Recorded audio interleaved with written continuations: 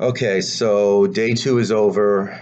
It's been over for several hours now, and my thoughts after day two have to be a little more positive than they were after day one. After day one, I had mixed thoughts. I kind of liked it, and then I kind of didn't. I saw it from both sides. This day two was pretty solid. I'm not going to say I completely fell in love with all of it, but I really liked most of it. So, to break it down, we led off the day with another trade down. We traded down something like 7 spots in the second round, and we picked up Carolina's fourth round pick, which equity wise is a great trade. We did a great job there. We got tremendous value for moving down 7 slots in a place where it just seemed like we didn't really care. So we did that. That was great. And then, middle of the second round, we picked up Marquis Blair, the safety out of Utah. I mentioned him at the very end of my draft preview video last week. He was one of the safeties I was looking at as possibly being a third round prospect. We got him in the second. I don't know if we reached or if he was getting hyped to the point where he could actually go later in the second round. But either way, I like the pick.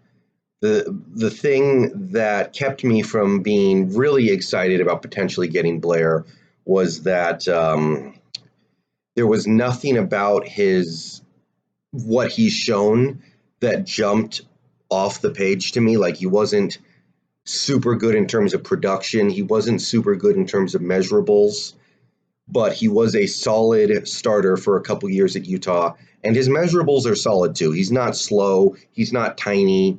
He's not unathletic or anything like that. There was just nothing there that was like, just as an example, Darnell Savage running a 4.3 340 or stuff like that. Stuff like that that really catches my eye. So Blair was the pick. He seems like he's a good physical safety, somebody who can fill the Cam Chancellor role that has been vacated.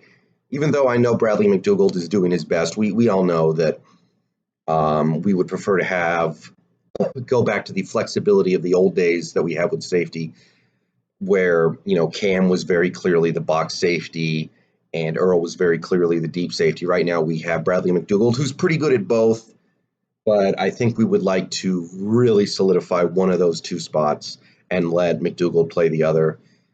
So I'm happy with it. It seems like he could start week one against the Bengals. So I like the pick. I like the trade down that we used to acquire him.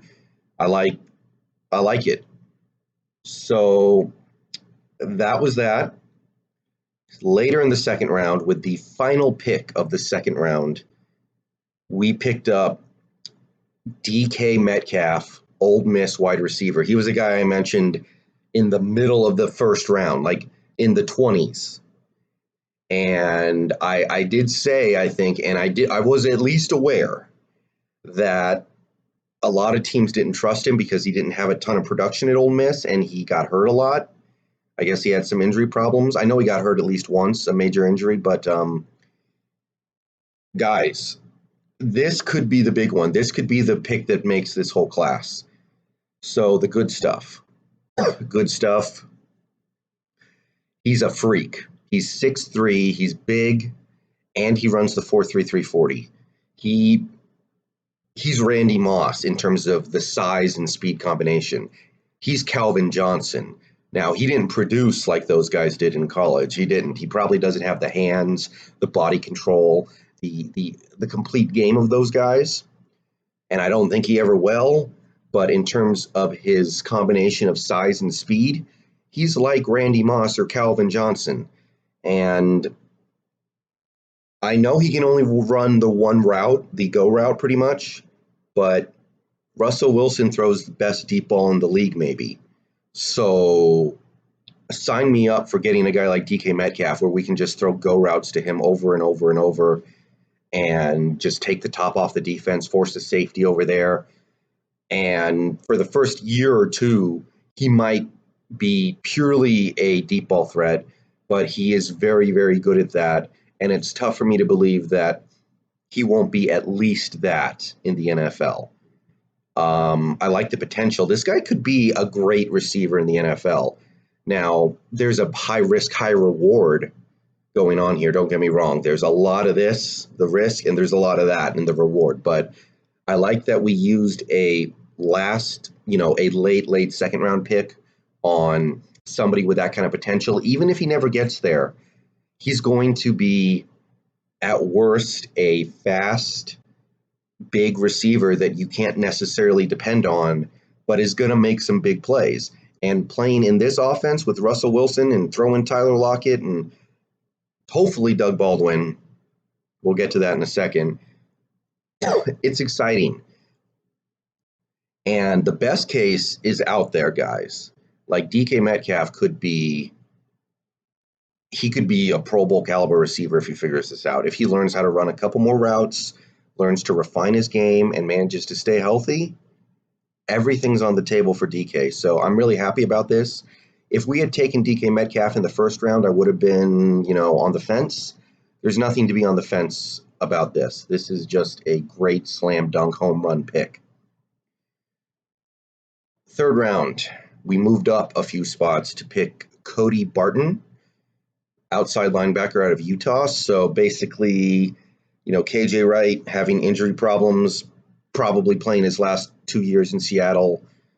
We don't know what we have behind him because Kendricks could go to jail. Calitro is the definition of mediocre. Shaquem Griffin might never figure it out. And who knows what we have beyond that.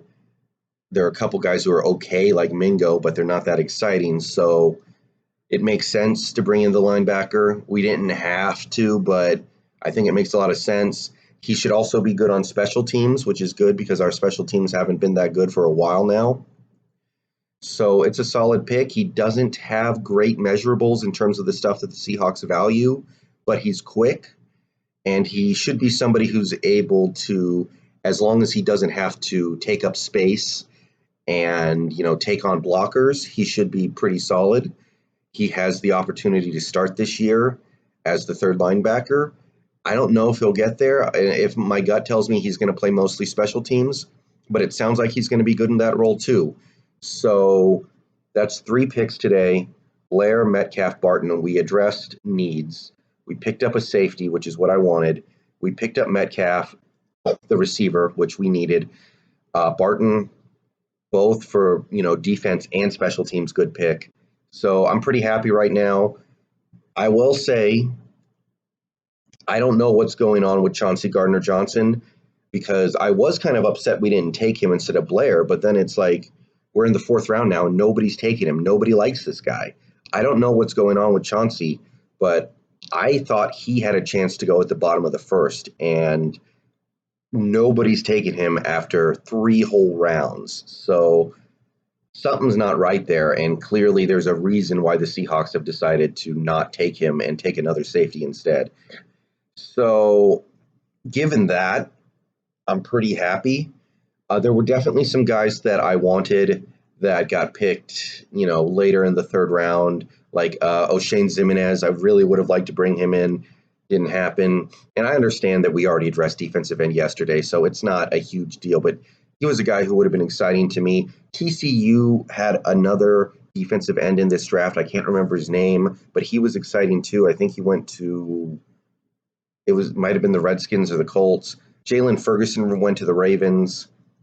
Those guys would have been cool, but it was a good day too. I'm excited. I'm happy. These are guys who should contribute as rookies. Marquise Blair could start. Cody Barton will at least play special teams and could start. DK Metcalf will definitely get reps unless he gets hurt. So going into day 3, there are still some guys out there that I talked about. There are still some guys out there that are interesting to me. Probably my number 1 is Hakeem Butler, Iowa State wide receiver, because he knows how to play football. He knows how to play the position. Nobody's taken him, which to me is a surprise. And even with DK is raw. DK might not be ready to fully contribute as a wide receiver. And we got some sobering news earlier today. Doug Baldwin might retire. Doug Baldwin might never play football again. We need another receiver still. If we're going out there next year with Tyler Lockett and a bunch of, Jags, guys like Jerron Brown and Keenan Reynolds, and, maybe 10 to 12 plays a game of DK Metcalf, that's not going to be good enough to honor your $40 million quarterback. So Hakeem Butler caught my eye. Riley Ridley from Georgia is another guy that I would definitely look at the wide receiver spot. Travis Fulgham, Old Dominion, another Old Dominion player going, decently high in the draft. Kelvin Harmon. I'm just really concerned about that receiver position now because I didn't think the Doug Baldwin stuff was this bad. Past that, Chauncey Gardner-Johnson is still out there. I mean, it feels like it's, a high reward, high bust potential pick at this point because clearly something's not right there, but it feels like the talent's there at least. So I would like to get him. Julian Love, the cornerback from Notre Dame, interesting to me. Michael Jordan, the guard from Ohio State. There are definitely guys out there. I mean, at this point, you're not drafting guys that you expect to be big-time contributors in their rookie year. Maybe they play a little bit of special teams, but, at this point, there's no point in getting really mad about anybody we take. But there are some names out there that would turn my head. If we got those guys, I would be like, yeah, that's a guy who could contribute immediately. All right. Going to be interesting day 3. Again, we can't expect the world of a 4th-round pick, but we have quite a few picks in this 4th round. There are still guys out there that I think can make a difference. So let's go out there, figure it out. Good day 2. It's late. I'm getting out of here. See you guys. I'll make a video tomorrow night after day 4 and run it down. But happier days, I think.